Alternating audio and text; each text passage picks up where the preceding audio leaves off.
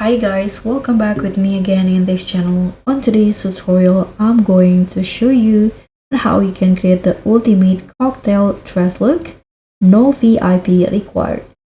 So whether you're aiming for classy, bold or sparkly, this guide has everything you need to glow up your outfit. So this is the cocktail dress that I'm going to create in DTI.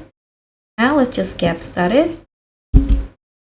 So the first one, you can get to this tank top shelf and use this top right here, and you can change the color to the color that you like. I'm going to go with this yellow color. Next, you can head to the skirt rack in here and use this one in here, this mini skirt, and change it to the same color, and use this biker short again with the same color. And lastly, just put on this pink shirt in here and change it to the same color.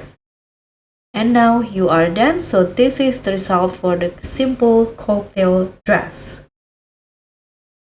So this look is perfect for competitions or just serving fierce fashions at an event.